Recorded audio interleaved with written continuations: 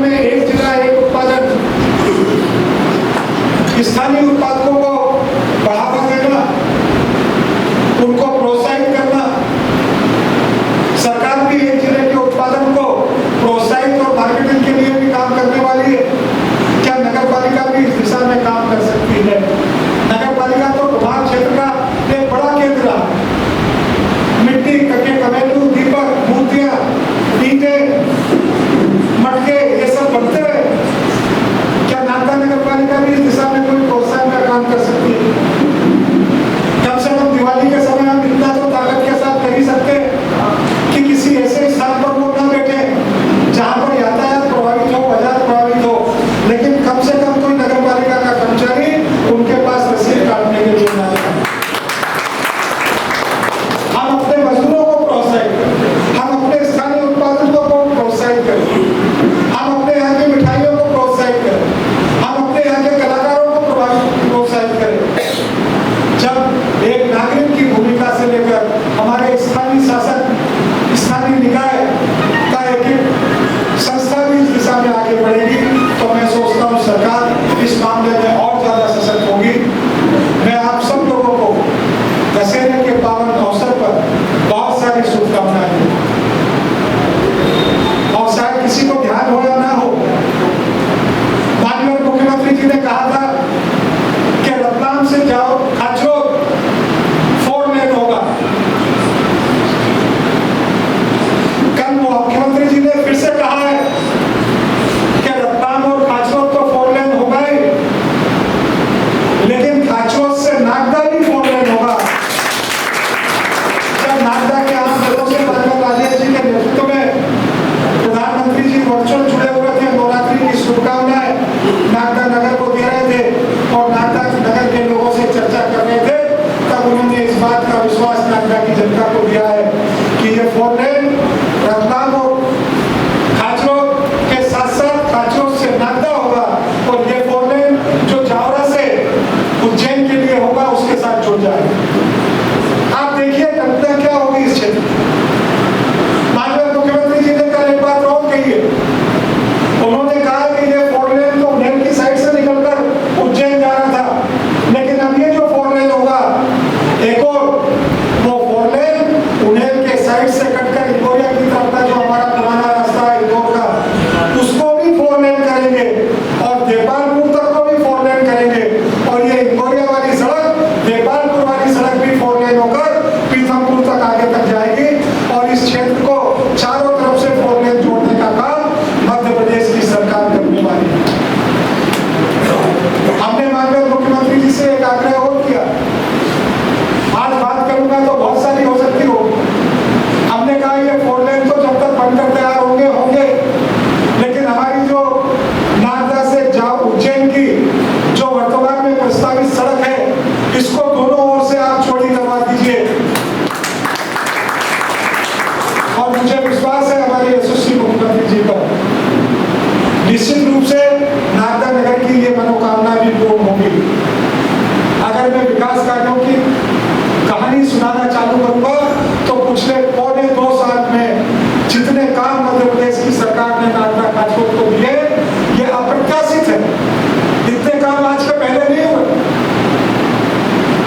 बहुत जल्दी माननीय मुख्यमंत्री जी खाचरोद में सीएम राइज स्कूल को शुभारंभ करने के लिए आए, वहीं पर तहसील की बिल्डिंग का निर्माण का भी भूमि पूजन करेंगे।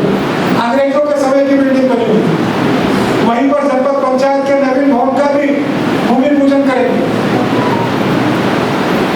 अगर कामों की श्रृंखला को आगे बढ़ाने, बहुत जल्दी आपकी नागदा की कृषि उपज मंडी समिति का भी लोकार्पण होकर किसानों को समर्पित कर दी जाएगी। हम आने वाले समय पर नगर के हित में आप लोगों के साथ कंधे से कंधा मिलाकर और भी बहुत सारे कामों के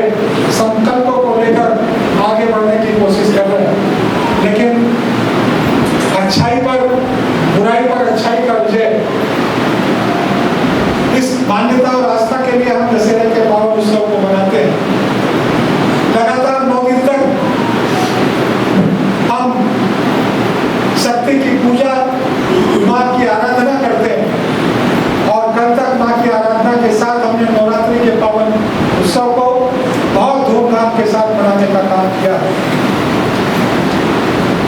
आज हम दशहरा मनाएंगे, रावण दहन होगा शाम के, उसके बाद सब लोग दशहरे को मिलने जुलने का काम करेंगे। मैं यहाँ पर सभी बैठे हुए भाइयों से बहनों से एक विशेष निवेदन करना चाहता हूँ। हमारी अपनी सनातनी परंपरा में अपने त्योहारों में दशहरे का एकमात्र त्योहार ऐसा है जो अपने भाई से, अपने रिश्तेदार से, अपनी बहन से, अपने मित्र से, अपने सहयोगी से, अपने सहकर्मी से अगर कहीं कोई बुराई और नाराजगी भी है तो उसको दूर करने का त्योहार। अगर कोई भाई आपसे नहीं मिलता, मिलने जाइए रावण दहन के बाद, अपने हाथ से पान खिलाइए, गले मिलिए। परिवार में दशहरा उत्सव परिवार की एकजुटता को, हमारी ताकत को मजबूत करने वाला त्योहार है, हमारी संगठन शक्ति को मजबूत करने वाला त्योहार है। हम अपने सभी कर्मचारियों के साथ, अपने मित्रों के साथ, अपने परिजनों के साथ इस दशहरे के त्योहार को बहुत धूमधाम के साथ मनाएं। मैं आपको दशहरे की बहुत सारी शुभकामनाएं देता हूँ। और कल मैं भी दिन भर, जो कि रावण दहन शाम के होगा, आज शाम से लेकर कल दिन भर आप सब लोगों के बीच में दशहरा मिलने के लिए उपलब्ध रहूंगा। हम सब लोग बहुत प्रेम से दशहरा मनाएंगे। आप सब लोगों की उज्जवल भविष्य की शुभकामनाएं करते हुए, स्वस्थ जीवन की शुभकामनाएं भगवान श्री राम से करते हुए, दीर्घायु जीवन की कामना करते हुए अपनी बात को समाप्त करता हूँ। और सेवा पखवाड़ा भी नगर पालिका ने खूब अच्छे से मनाया, इसके लिए भी मैं नगर पालिका के सभी कर्मचारियों को बहुत धूमधाम के साथ हृदय की गहराइयों से धन्यवाद करता हूँ। आने वाले दिनों में नवंबर, फिर उसको आप लोग क्या करते हैं, देवों की गैरेज करते हैं, क्या करते हैं, वो आने वाली है।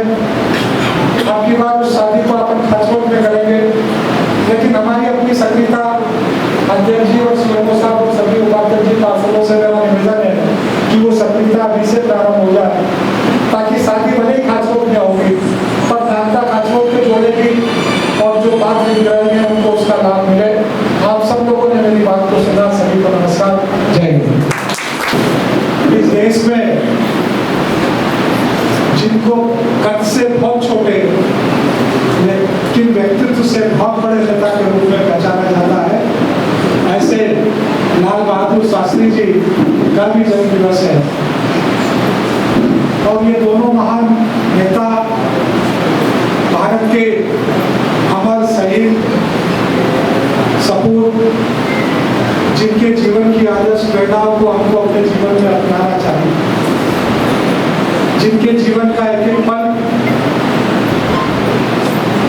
हमें इस बात की सीख देता है कि राष्ट्र के निर्माण के लिए यदि हमें भूखा भी रहना पड़े तो इस बात के लिए भी हम संकल्पबद्ध हों और एक एक अन्न के दाने से भी हम देश में बड़ी बचत का काम कर सकते हैं।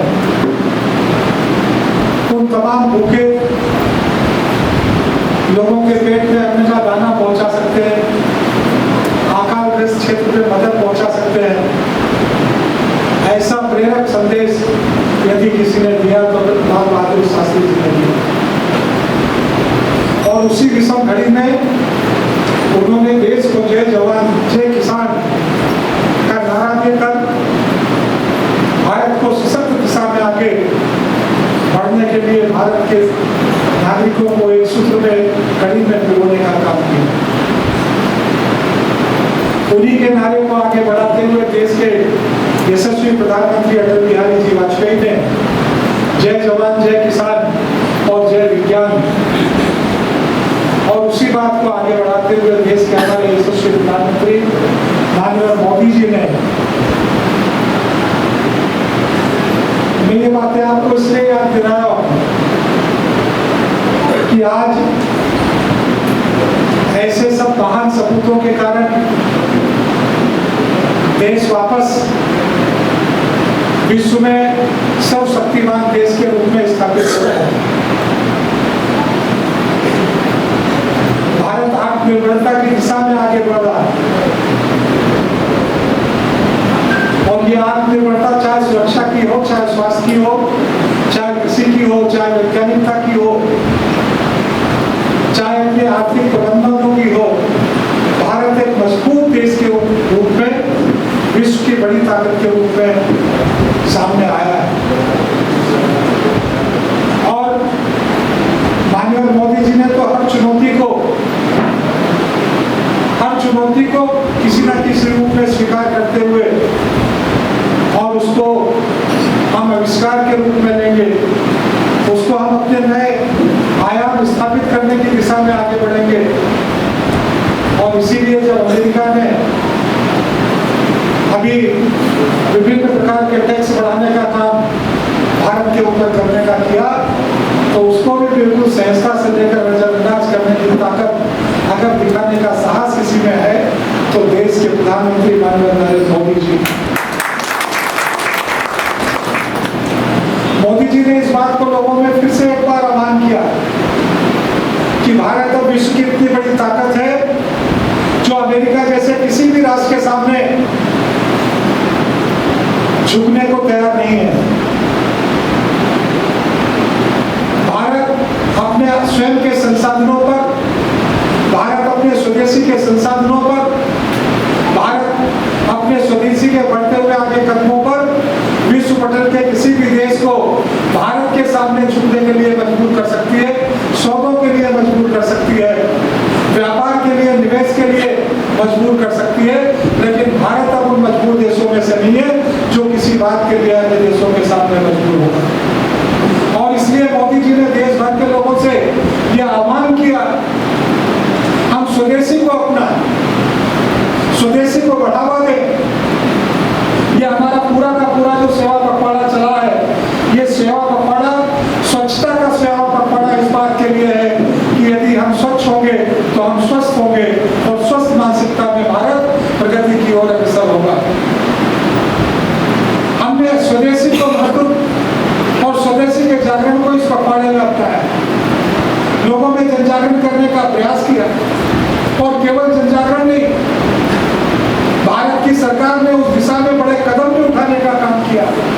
और अगर आप सब लोगों को ध्यान में आता हो तो 17 तारीख को जिस दिन यह पखवाड़ा प्रारंभ हुआ, मध्य प्रदेश की भूमि पर, निमाड़ और मालवा की भूमि पर देश के यशस्वी प्रधानमंत्री जी ने प्रधानमंत्री मित्र पार्क की शिलान्यास आधारशिला रखकर फिर से एक बार मध्य प्रदेश में किसान जो कपास उत्पादक हुआ करते थे, ऐसे 6 लाख से ज्यादा किसानों को जो कपास के उत्पादन क्षेत्र में फिर से प्रोत्साहन देंगे, आगे बढ़ेंगे और हमारे ये मालवा निमाड़ क्षेत्र फिर से एक बार कपास की खेती में उन्नत कृषि के रूप में स्थापित होगा। और उनका वो कपास अब उनको बेचने के लिए किसी अन्य प्रांत में या देश में नहीं जाना पड़ेगा, वहीं पर 600 से अधिक टेक्सटाइल की यूनिटें प्रधानमंत्री पार्क मित्र के रूप में स्थापित होगी, जिसमें लगभग 1 लाख से अधिक लोगों को स्थायी रोजगार प्राप्त होगा। ये मैं आपको इसलिए कहना चाहता हूं कि पूरा इंदौर का टेक्सटाइल क्षेत्र जो बंद हो गया, उज्जैन का जो पूरा टेक्सटाइल क्षेत्र जो बंद हो गया, रतलाम का टेक्सटाइल क्षेत्र जो बंद हो गया, यहाँ पर अधिकतम अगर श्रमिक काम करते थे तो उनकी संख्या 25,000 से ज्यादा नहीं थी, 20-22 हजार से परिवार ज्यादा नहीं थे। कई परिवार के 2-3 लोग भी नौकरी किया करते थे। लेकिन ये जो प्रधानमंत्री मित्र पार्क बनेगा, इसमें 1 लाख से ज्यादा लोगों को रोजगार के अवसर मिलेंगे और ये अवसर आपकी मालवा और निमाड़ की धरती पर मिलेंगे। और जब ये बात मैं कहता हूँ कि 1 लाख से ज्यादा लोगों को नौकरी के अवसर मिलेंगे, तो ये कपड़े का कपास उत्पादन से लेकर, सूत से लेकर, धागे से लेकर कपड़ा बनाने तक का काम जो होगा स्वदेशी के तट पर होगा और अपनी भारतीय परंपरा पर, भारतीय पद्धति पर।